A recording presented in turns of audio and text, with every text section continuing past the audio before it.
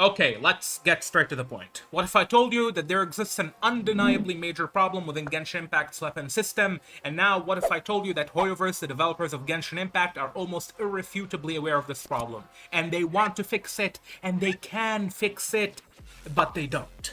And here's the issue we have at hand. The players know that this will develop into an ever-growing problem. The developers are also aware of the aforementioned. They most likely want this problem to be solved, but unfortunately, they have a good reason not to fix it. Welcome to the mess known as Genshin Impact's limited weapons, where if you don't get the weapon once, you almost never know if you'll ever have the chance to get it again. And just to be clear, I'm not only talking about event-exclusive 4-star weapons or the banner-exclusive gacha 5-star weapons, I am talking about both. You see, both suffer from the exact same issue, except the approach for fixing them is going to have to be, well, different.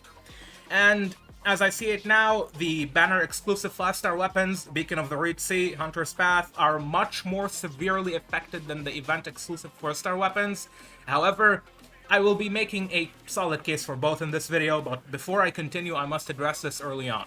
Yes, I know that there is a very high chance that the developers are going to find a solution to this problem. In fact, they are most likely working on one as I speak now, but the point I was trying to get across earlier is that they haven't done it yet, which is why it is valuable to discuss this subject. Alright, now let us trace this problem back to the source. The initial release of Albedo in December of 2020. And with Albedo came the event-exclusive weapon known as Festering Desire. And with the desire of players to obtain the weapon, the roots of this problem began to fester. Funny enough, I started playing Genshin around the time when Festering Desire came out, and because of that I was able to obtain the weapon, albeit missing 2 refinements on it. The reason I could not get Festering Desire to its maximum refinement is a combination of 3 factors: being new to the game, not knowing the event was ending soon, and thinking that the weapon will get a rerun in the near future. Yeah, that last one didn't age well, did it? That being said, I never encountered this problem ever since, and have managed to obtain every single event-exclusive weapon. Unfortunately, this is not the case for everyone, and many people, for one reason or another, will have missed out on weapons from different events. Now, when it comes to the release cycle of these weapons, Hoyoverse have a consistently strict pattern where they alternate major events in every patch between giving out free characters and free event-exclusive weapons. This event pattern is a deliberately designed tactic that is built around modern psychological conditions in humans known as FOMO, short for fear of missing out. This phenomenon was first identified in 1996 by Dr. Dan Herman, a marketing strategist conducting research on brand management.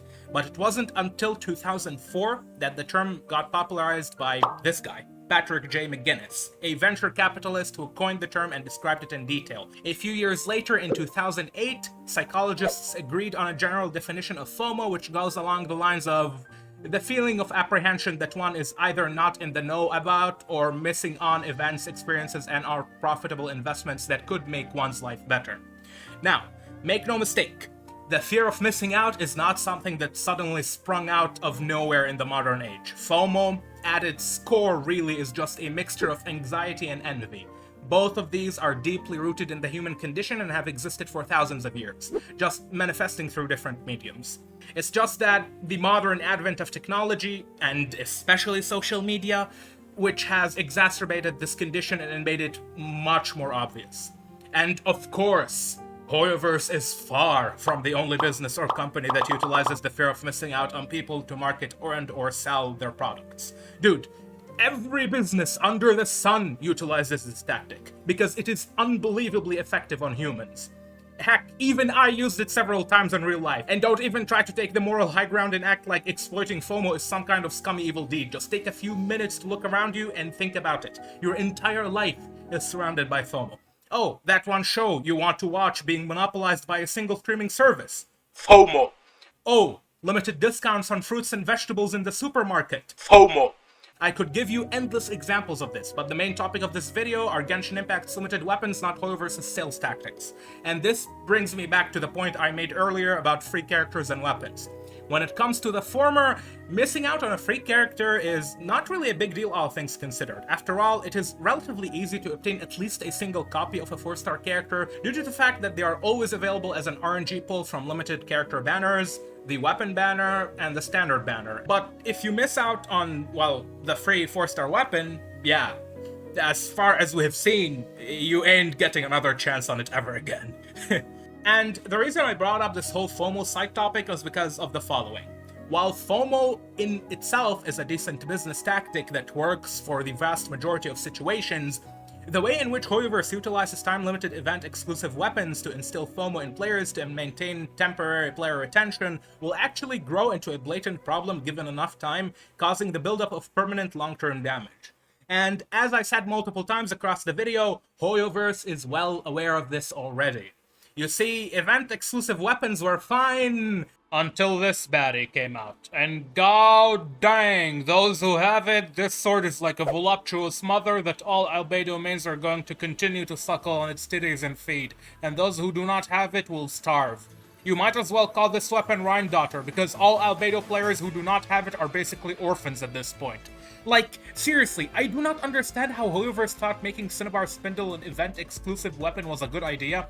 This 4-star sword is so ultra-specialized for albedo that it is currently his best-in-slot weapon by a long shot. And what makes this even worse is that it is also his canonical weapon, not just the best-in-slot weapon in-game. Cinnabar Spindle on albedo is like engulfing lightning to Beelzebul, and it is crazy that the future players will never get the chance to unlock albedo's full potential, neither in gameplay nor in lore, through no fault of their own.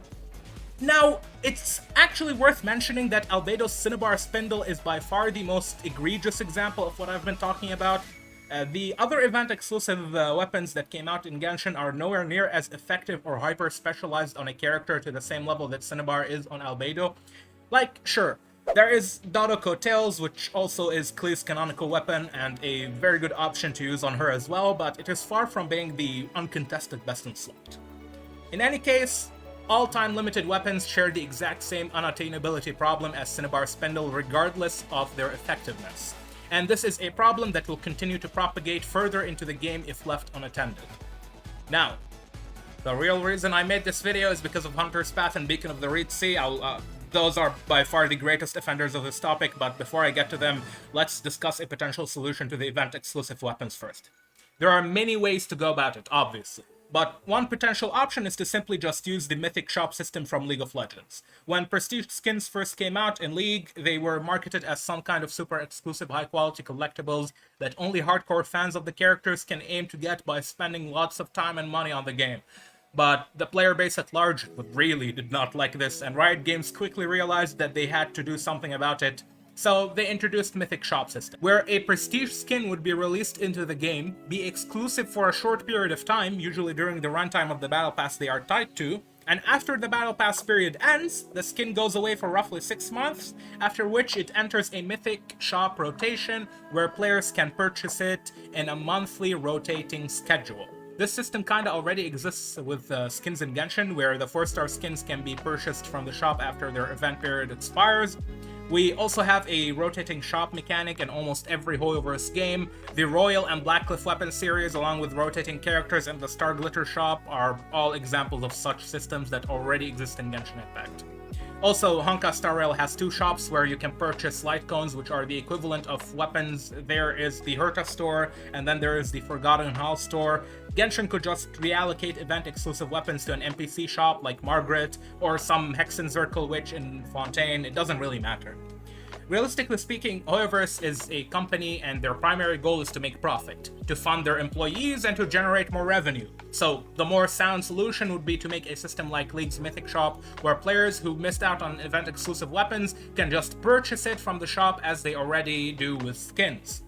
The problem really becomes determining whether the currency should be an in-game currency or real money, but I will leave that for Hoyoverse sales professionals to decide. It is their business after all, and, well, it is their say on how they want to sell things. And now, the real reason I'm making this video. Dia, Beacon of the Reed Sea, and Toghnari's Hunter's Path. So when both Toghnari and Dia first came out, in my mind I was like, yeah, sure, they came out. They're gonna be limited 5 stars for only one patch, and then they will join the standard pool. So I was like, yeah, I will skip them, and then their weapons are going to get a rerun later, right? Right? Yeah, that didn't age well, did it? I should have learned my lesson from Festering Desire. And alas, what happened was, I did get both Toghnari and Dia right after their banners, right from the standard banner. I pulled and I got them. And sure, you can say that I'm lucky, but what happened to me here is that Hoyoverse, quite literally, they cucked me.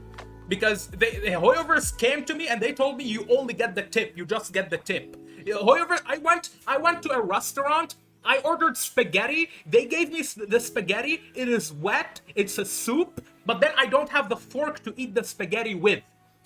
Hoyoverse, I know I'm ranting, but let me tell you the logic when I didn't pull the weapons. Because yeah, I could have pulled the weapons and then skipped the characters, right? But I was like, yeah, the weapons are just gonna get a rerun.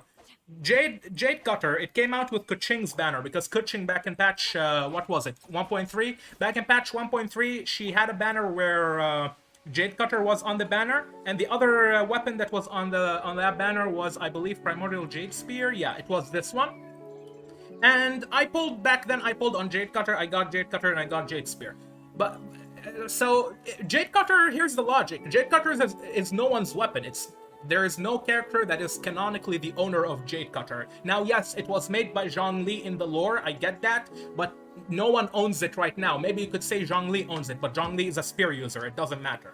When it comes to Toghnari and Dia, they quite literally, they own their weapons. It's their canonical weapons. And Toghnari and Dia aren't getting reruns. It's almost impossible that they will get reruns. They're not. So here's the problem that we have here. Toghnari and Dia aren't getting reruns, which means Hunter's Path and Beacon of the Reed Sea are also not getting reruns, because when Ganyu got a rerun, Hunter's Path wasn't rerun with her. What she got was Amos Bow, so we now have a confirmation that whenever Ganyu gets a rerun, she's always gonna get rerun with Amos Bow. So what happens to, well, obviously, now, realistically speaking, yes, Hoyoverse will, as I have said multiple times across this video, they will probably try to find a solution to this, because they need to fix this, especially considering that there are many people have been pointing out that the number of banners is going to become a problem later on in the game. So yes, they are probably looking into a solution for this. But the issue is, Hunter's Path, by the time Fontaine comes out, and I can tell you from now, Toghnari is not getting a rerun in Fontaine, which means Hunter's Path isn't coming back anytime soon. Hunter's Path has been out for over a year by the time Fontaine comes out, and there is no rerun for that weapon that is anytime soon in sight. And I don't understand why Hoyoverse did this with these two weapons, especially considering how good they are. Like, Hunter's Path and Beacon of the Reed Sea are really, really good weapons, and I really want them. But the problem is, I should have learned my lesson from Festering Desire. Like, Hoyoverse not only cucked me, they cucked me in such a stupid way, because here's the thing. It's insane how Hoyoverse are dumber than I am. I am such an idiot. I am willing to, like, look at the situation. I am so stupid, I am willing to spend real money to get a 2D weapon that looks cool on my character in-game, in a fucking game that is so unbelievably easy. And even though I am this stupid, and I am willing to give my money for basically free, Hoyoverse are even more stupid than I am, and they're not willing to rerun that weapon. And before someone comes and tells me, oh, they're waiting to rerun the weapon later on so that they can accumulate more players that are willing to spend money on that weapon.